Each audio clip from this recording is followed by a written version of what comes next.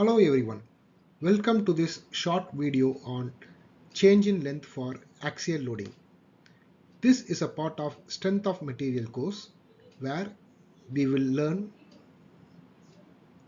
how software can help us understand and solve these problems.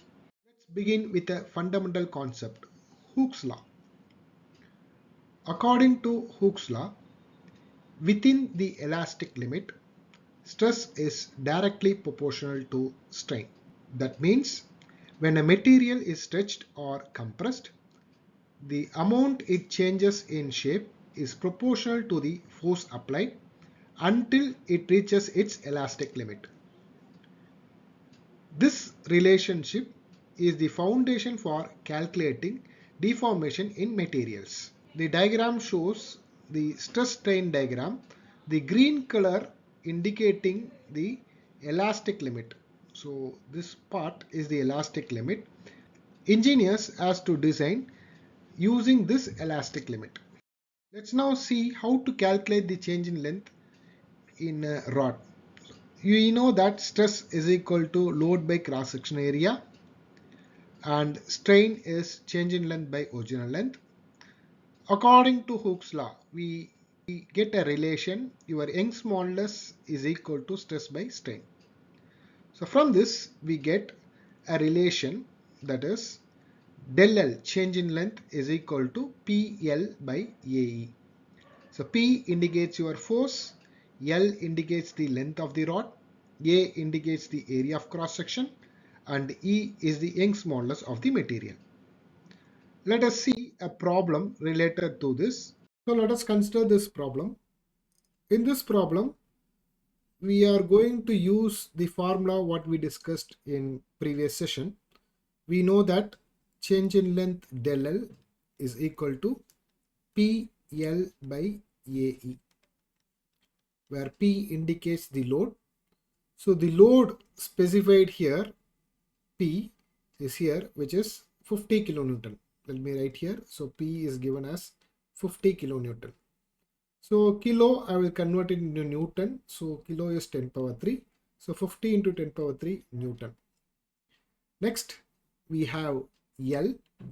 L indicates the length of the rod. So length is specified here, which is 250 mm. So let me mention that. So length is equal to 250 millimeter. Next, we have area.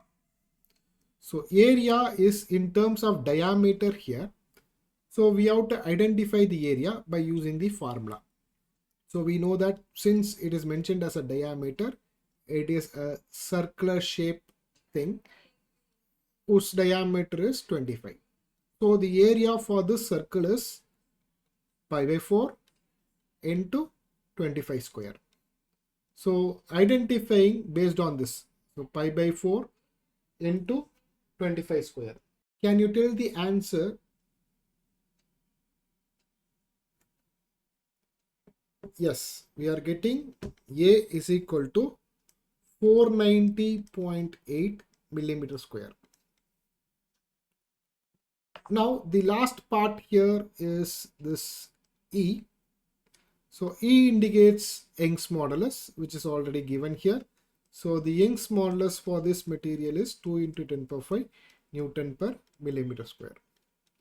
So to identify this change in length, let us apply. So del L is equal to, so 50 into 10 power 3 into length, which is 250, divided by area 490.8 into Young's modulus, which is 2 into 10 power 5. Yes, you are getting 0.127 millimeter. So the change in length for this particular problem is around 0.127 millimeter. So let us try to model the problem using the software. So I'm using this Creo parametric education version to model that cylinder. So the cylinder has a diameter of 25 millimeter and length is 250 millimeter. So before we start, we have to fix our working directory. Let me click the working directory. So my directory, I'm specifying a particular directory for saving my file. Now let me click new, uncheck this use default, click OK. Choose millimeter part. So here we'll go for extrude command that will increase the length of a particular dimension. Let me click extrude, select any one datum plane. We have to click a sketch view, draw a circle. Here the diameter of the circle is 25. We click OK. So I have to extrude this. The length of extrusion is 250. So this is my cylindrical rod. We click OK.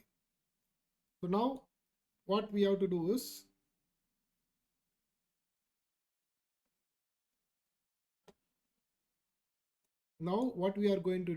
we have to save this file and we have to convert this file to IGS format so that we can analyze it by using the same file. So go to file, save as a copy, change the part name to IGS, so specify as a cylindrical shape, click OK. So this will be created in a IGS file. Now we have opened this ANSYS software and we are going to analyze the problem what we have done analytically here using the software. So it opens engineering data, something related to this. Double click the first data, which is engineering data. Here below you can check what is our Young's modulus. So the Young's modulus is 2E11. So we have solved in megapascal. 1 megapascal is 1 Newton per mm square. In that case, we are getting 2 into 10 power 5 Newton per mm square. So the data what we have as a Young's modulus is also the same. So no need to change this Young's modulus. Let us go the top and we will close this. Next, we are going to add the geometry. To add a geometry, right click, go for import geometry. So my cylindrical IGS format is available. We can browse and make use of that particular model which we model in the previous software. Now right click, click Space Climb.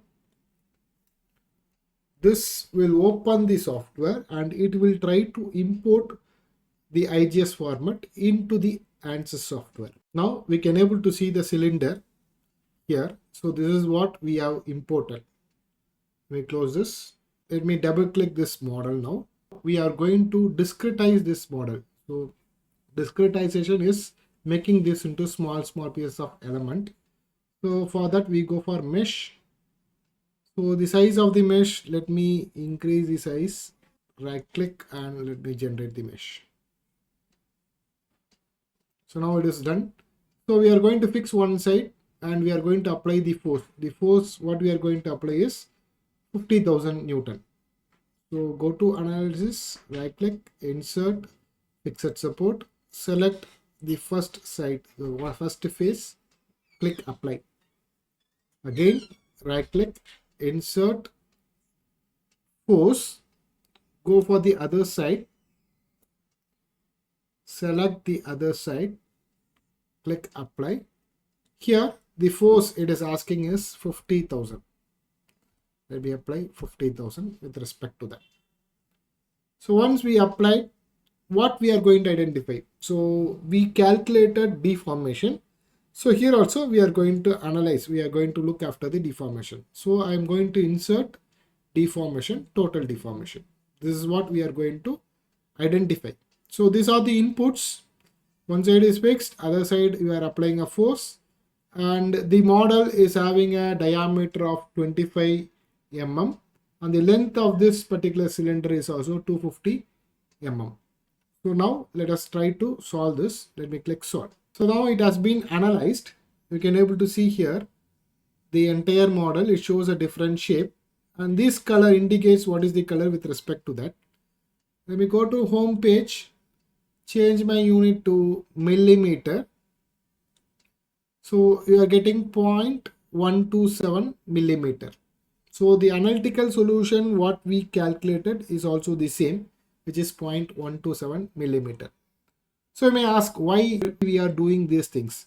Analytical, we can analyze only for the end data, that is our maximum load. Whereas here we have an option, like we have a probe here.